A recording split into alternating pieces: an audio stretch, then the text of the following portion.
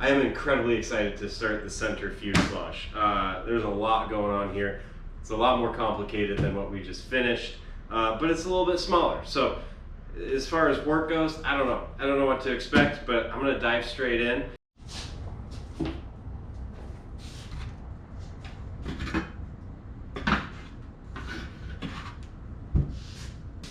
So these are the seat ribs. And this is where my bum goes.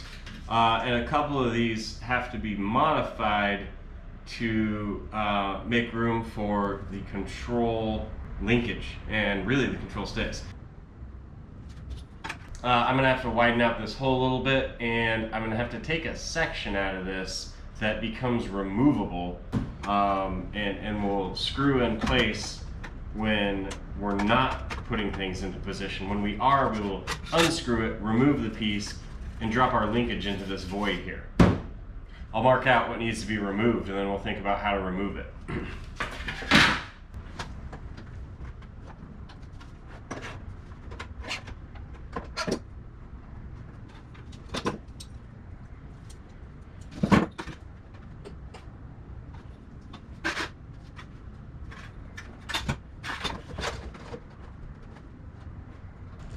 All right, let's talk through all these lines real quick. There is a 3/4 inch radius semicircle that extends from this pilot hole. From there, the 2 straight lines of this void are extended out until we hit the tangent points of that circle. Everything in the middle here will be removed. We're gonna do 1 cut parallel to the front of the rib, straight down from this notch. And then 2 inches down this diagonal leg, we're going to do another cut straight in towards the void, perpendicular to this diagonal leg. This part will be retained and will be screwed into place using a doubler in these 2 holes you see here. This piece will be lost in order to increase the area of this void and increase the available area for linkage.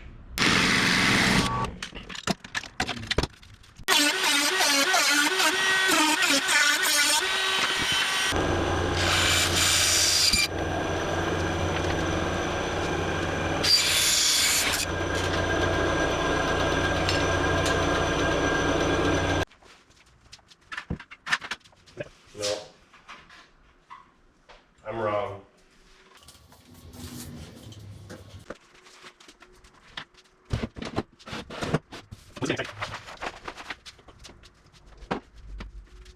All right, this part's pretty cool.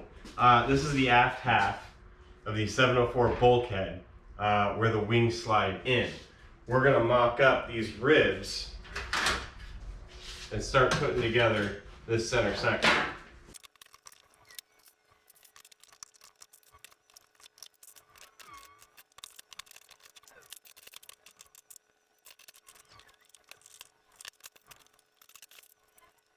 We get another chance to use my favorite tool here because I need to enlarge some holes for the step that is later going to be on the exterior of the aircraft. I just have to adjust this for a 1 5/8 inch hole, and then I get to cut that out of 2 baggage ribs.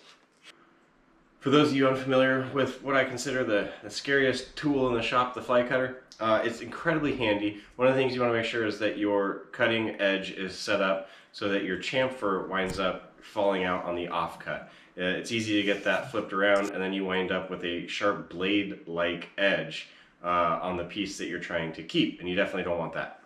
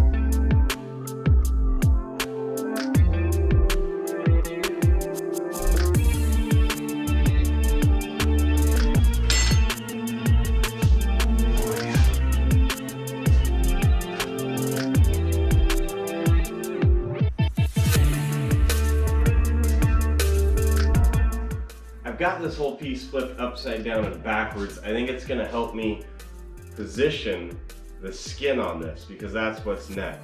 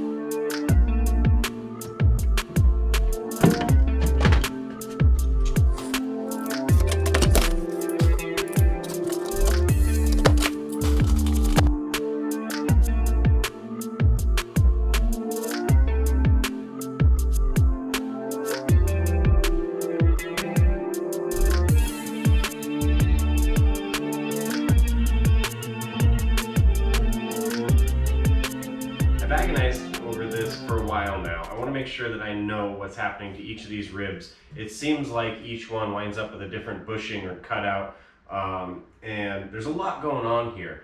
I've made a pretty succinct list of what to do from here. I sort of stalled out not knowing which first step to take. So I have those steps in order.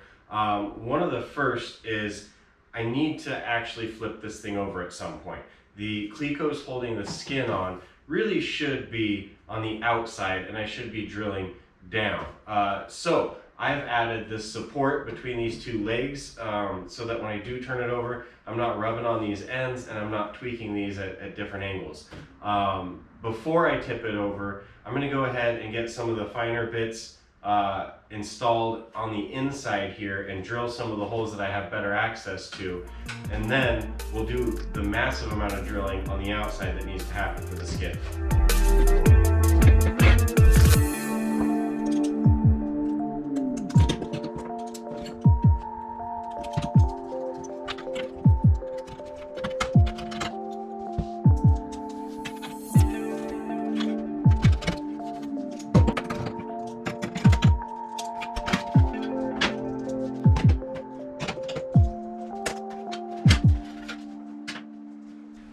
Mark the baggage ribs for the optional step. Now, the 623 doesn't have any pilot holes like we were lucky enough to have in the 725. So I've set up a right angle to project some lines out so I know where to scallop away the flanges of the 623 to make room for the step. I also have some instructions provided by Vans. And as usual, that's confused things a little bit. The reason being is they show that the step tube is perhaps not an exact 90-degree angle to that baggage rib. That's something I wanted to check before I started making holes. And indeed, it shows it at a bit of an angle. However, the dimensions that they've provided disagree with their drawing. I'm going to spare folks the lesson on trigonometry, but I've had enough that you can trust me on this one if there ever was a time to trust me. The dimensions they've provided would have the angle of the step at best a 90-degree, but actually, since we have a baggage rib that's not running parallel to the main baggage rib that this step will tie into, it's actually going to push that angle more in the obtuse direction than the acute angle shown on the guide we have here. I think the only thing to do here is just work with what I'm given the best I can. Now, because the step is not tying into this piece structurally, I want to be safe and just clear out enough room so that I'm not having to clear more out when it's all tied in and I'm working inside a baggage compartment. In this instance, a loose fit is better than a tight fit. So I'm going to make some marks and then go outside the lines a little bit to ensure that when I plug this step in, I've got more than enough room. I was able to do some drawings that allowed me to mathematically show how these semicircles were going to project onto that flange at an angle, giving me precise dimensions to work with.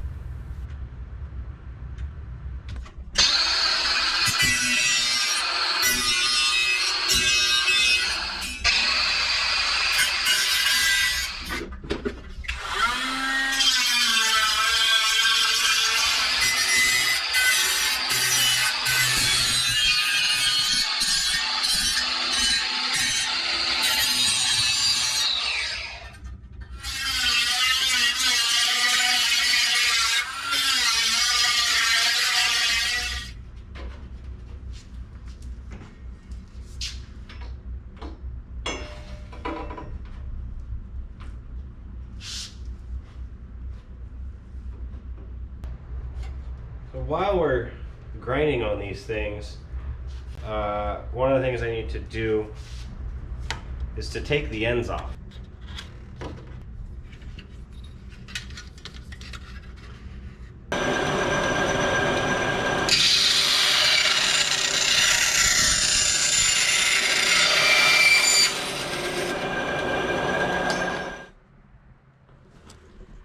Well, I've got great clearance on all the parts, so those are pretty much done. But while I'm working back here, I'm going to go ahead and create the attached straps that are marked on the plans that will actually be used to rivet these pieces to the various bulkheads that they run into.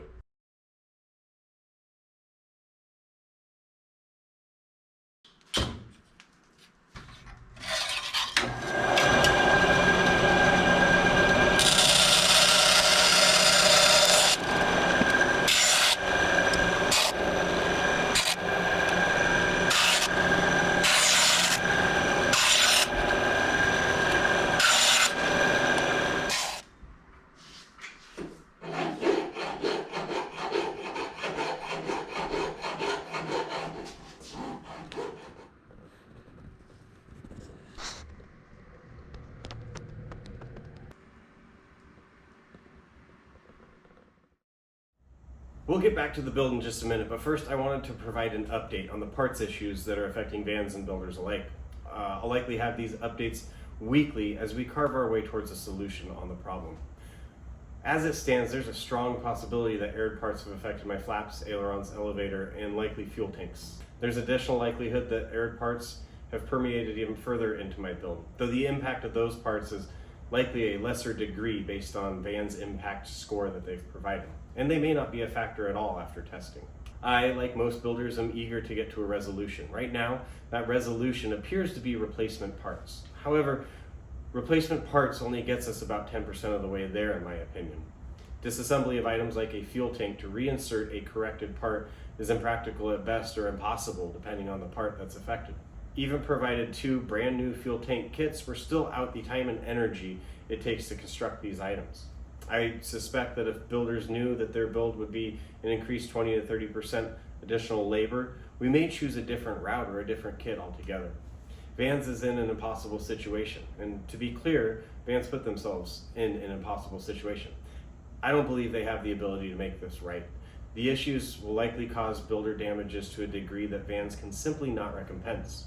A sticking point I've seen in recent communication is some verbiage that indicates builders are responsible for ensuring the suitability of each part. The issues we're seeing were never forewarned, though I will note that Vans has felt the need to alter communications and guidelines post-discovery. Having builders put items under magnification to detect the presence of early cracks caused by manufacturer flaw is, in my mind, akin to having us test the metallurgy to ensure that the correct alloy was used for that specific part. I'm eager to work with Vans towards a resolution swiftly and earnestly. I'm hopeful that the company is willing to make builders whole to an amenable degree. Though I will note this is likely still a very uncomfortable position for builder and kit supplier alike. However, one aspect of kit building I'm willing to accept is a higher probability of issues arising as a result of building my own airplane. If there's any good news behind this, it's that I may be able to address some parts now that I have some added experience. And if there's any good news for you, the viewer, and you're into this sort of thing, it's that there may be some additional episodes of Ryan Flights. I will be providing additional updates, and I always keep an anxious eye on my inbox, hoping for some additional communication from Vans. When I receive that, you'll receive my thoughts on it. Until then, let's get back to the build.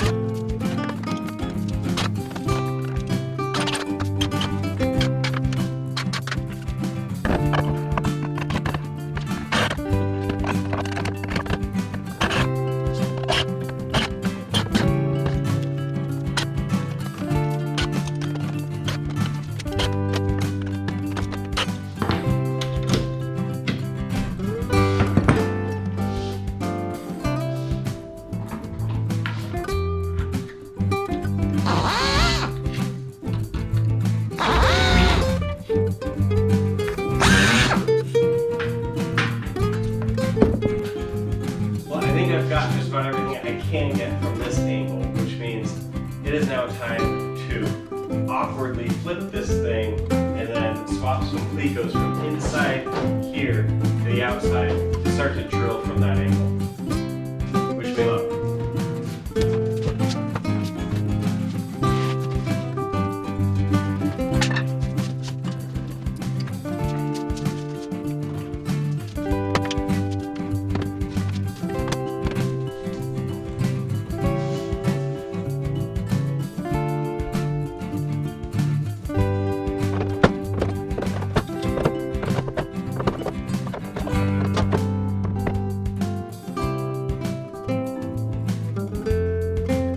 Go ahead and start match drilling this. Now the height isn't exactly ideal, but it's this or the ground, and I'm just going to stick with this for now.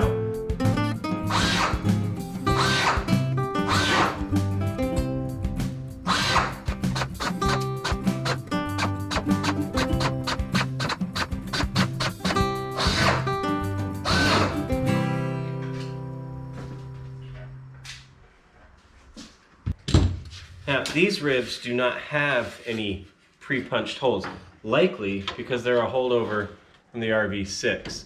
So we're going to have to clamp it in place and then start punching our own holes and adding clecos as we can.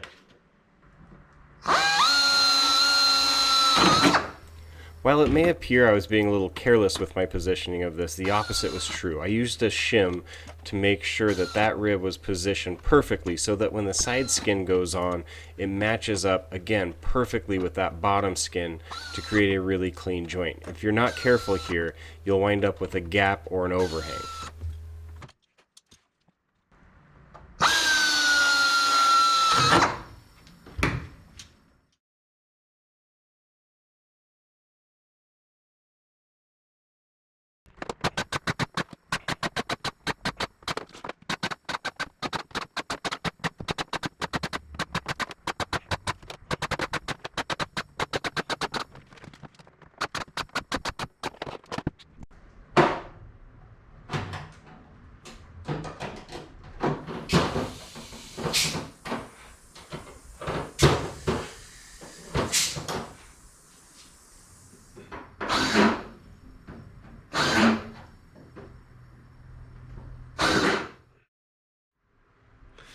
So now it's time to mate up the forward part of the wing spar bulkhead with the aft part. So I've got some spacers in place, and I'm gonna see what I can do to get this guy clamped so that we can attach it and match drill it with the rest of what I got going on back behind me.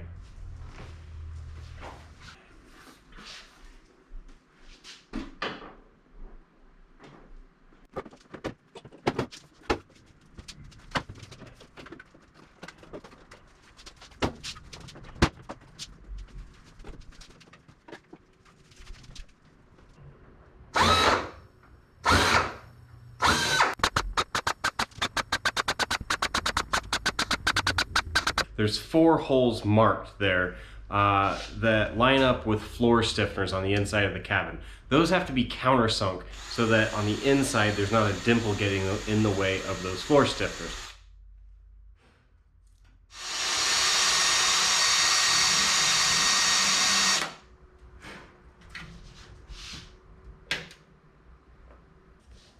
The last part I'm working on is fitting and drilling the side doublers that I originally had out when we first started the center spar bulkhead, but we didn't put them on back then. They said set them aside for now. Now they're coming back out, and I'm aligning all of the pieces for that center spar bulkhead with these side doublers.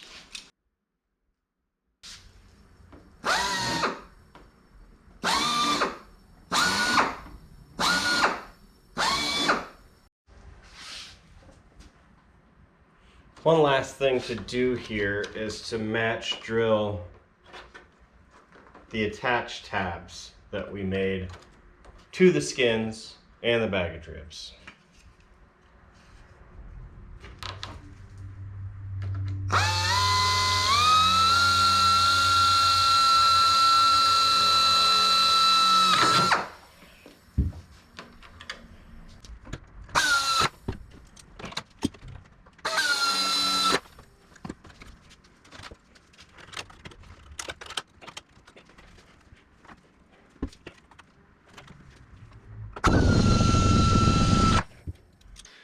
we've hit the point where it needs to come apart. And unlike a lot of pieces, we're not going straight to deburring and dimpling. All of these ribs have items that need to be hit that we're gonna have to hit once they're disassembled.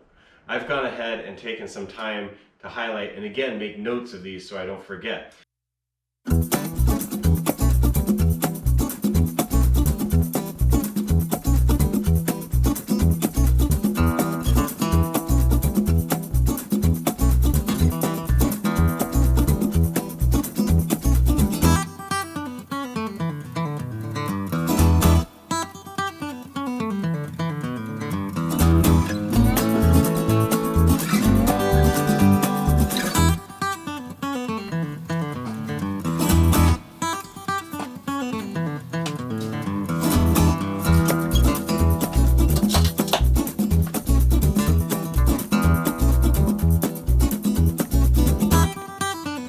Now I have a laundry list of activities to do on these parts, as I mentioned.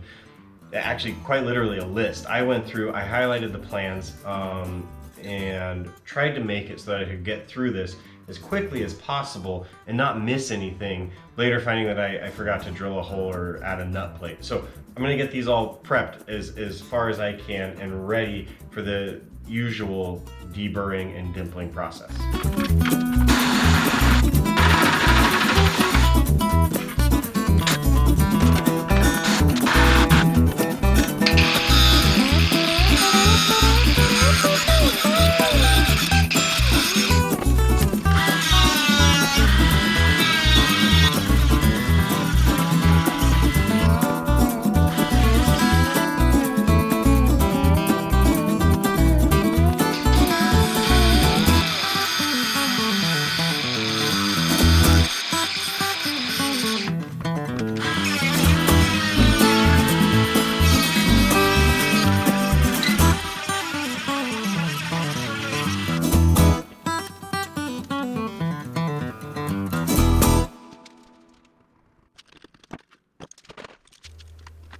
Here's the removable sections from the center two seat ribs. I started this episode out with these. This is creating the doubler and creating the holes for the two bolts that will eventually secure these in place.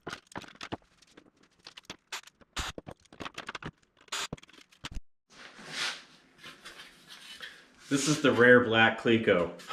I found, I think I bought 10 or 12 of them, and very rarely do you use them, but if you're tool shopping, add a couple to your basket, they do come in handy.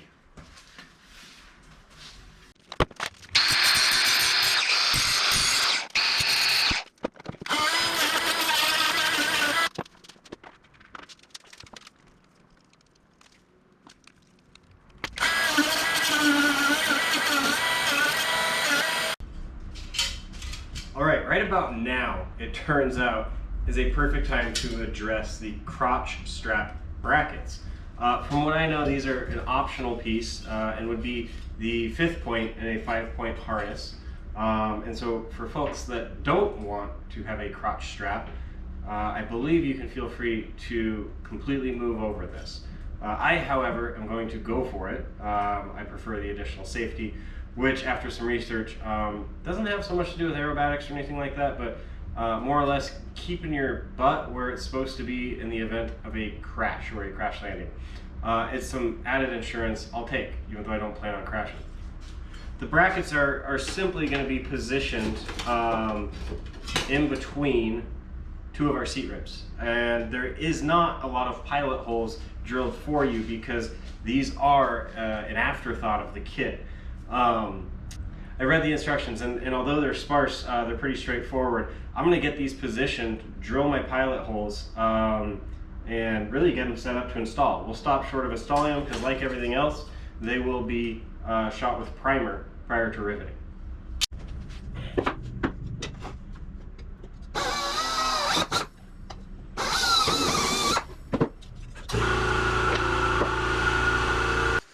So here's what I have dreamed up to get this thing positioned.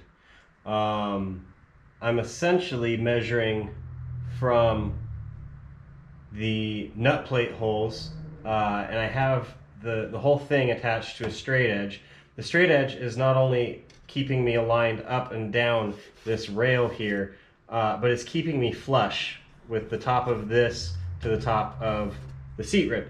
I have a spacer up top and spacers down below with the cleat goes, and then I've measured everything to get it perfectly plumb up and down. Now, we're all clamped in. I'm gonna get my right angle drill attachment and start popping some of these holes and placing some cleat goes until we're all attached. Right now, everything holding it together is this clamp down here that's just putting some gentle squeeze, keeping it all there. Once we get some cleat goes in there, that'll be positioned. Then, what we have to do is put in the actual top seat pan, because I think now is the best time to do that, and make a cutout for this, or at least mark the cutout for that, as well as mark the cutout for some plate nuts that are going to go in here. I was onto something with placing that seat pan in there, but I just barely missed it. We should have placed that seat pan while measuring this out, and you'll see why in a moment. Now, I lucked out. I was very diligent with my measuring, pat myself on the back, and my buckle wound up being positioned exact. Exact to what? Well, that hole that I said we were gonna have to mark and later cut is actually pre-cut. And if you don't get this placed right, your buckle isn't gonna line up with that hole. I got the seat pan off the shelf, and at first I saw that there was a cutout already where I was gonna have to put one, or I thought I was gonna have to put one. I was like, sweet, it's done for me. And then my heart sank because I wish I would have known that before I just willy-nilly drilled these crotch strap braces in. Luckily for me, I was pretty careful in my measuring, and we wound up having this aligned spot on, no problems. But I was thinking it's not too big of a deal if I'm an eighth or so off front to back. I'm going to have to create all the holes surrounding this anyways. Not the case. So be careful with that. Maybe pull all your parts out before getting started. This side's done. I'm going to go ahead and work on the other side, get it drilled in, and then continue with the disassembly of the center fuselage section. All right, team, that's about it for this one. I want to thank you for watching. I want to thank you for liking. I want to thank you for subscribing and commenting. I want to thank you for letting me gripe a little bit about the current issues with the build. Despite what's going on, the build is still very rewarding, and I can't tell you how exciting it is to be creating the cockpit of my very own airplane. I'm excited to come back next week. We've got a lot more to go through when it comes to this middle fuselage section and getting it attached to the pieces that we built last time. I'll see you next time on Ryan Flies.